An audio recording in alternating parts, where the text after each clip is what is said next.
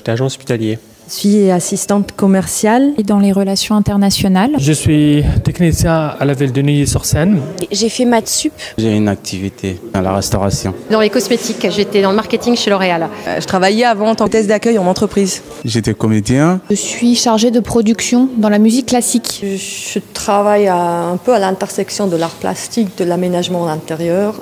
Je suis ingénieur dans le domaine des transports. Je suis costumière, principalement pour le théâtre d'art contemporain. Quelques projets dans le cinéma. Je fais déjà du secrétariat. Après mon master en développement culturel, j'étais sur le marché de l'emploi et je me suis rendu compte que ça allait être difficile. J'ai pas eu la chance de faire des études. J'avais un projet de reconversion professionnelle. J'ai une formation de designer. J'exerçais un métier dans le domaine de la logistique dans l'industrie. J'étais fiscaliste en banque internationale. En ce moment, j'ai micro-entreprise en électricité. J'étais mécanicien. Je veux me développer. J'ai trouvé qu'en France, il fallait avoir un diplôme. J'ai fait une licence en biologie. Je faisais le CAP couture floue.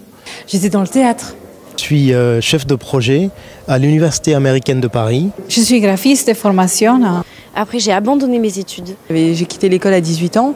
J'ai repris le CAP à 23. J'étais dans l'industrie de la mode, mais consultante, responsable marketing et finance.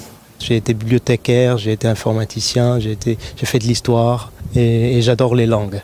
Je suis tombée sur le cours de la mairie de Paris pour apprendre le français. J'ai été apprentie costumière dans un atelier de costume à Paris. Et après, j'ai passé mon CAP. Chapellerie. J'ai vu qu'on pouvait apprendre à peu près 50 milliards de choses à la mairie de Paris et ça m'a beaucoup plu. C'est un excellent moyen de pouvoir faire ce qu'on a toujours souhaité faire. J'ai intégré le cours de soir pour effectuer une formation de BTS électrotechnique. J'avais envie de rajouter autant quelque chose à mon CV que de me cultiver. C'est un groupe qui faisait des assurances. Business pur et absolument rien à voir avec ce que je fais aujourd'hui. À force de valider des collections, il fallait créer. Je vais à l'école.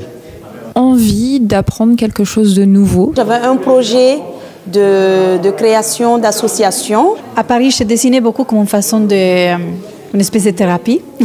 D'apprendre une nouvelle langue. Parce que j'ai pas appris beaucoup de choses quand j'étais au pays. Ça fait 5 ans, fréquentais une fois par semaine. J'ai fait le stylisme pendant une année. Aussi les cours de couture. Alors j'ai suivi une formation de russe, de préparation au DCL. J'ai fait 5 années de cours.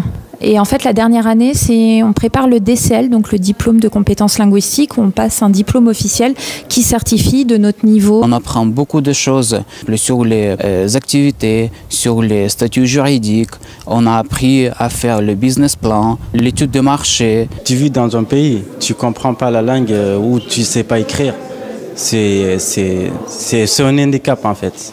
Je suis très très contente parce que je pense que depuis que je suis arrivée à Paris, j'essaye d'avoir la place pour l'atelier de sérigraphie et cette année je l'ai eu. J'ai commencé par l'italien et puis après j'ai commencé à prendre plein d'autres cours pour apprendre plein d'autres choses.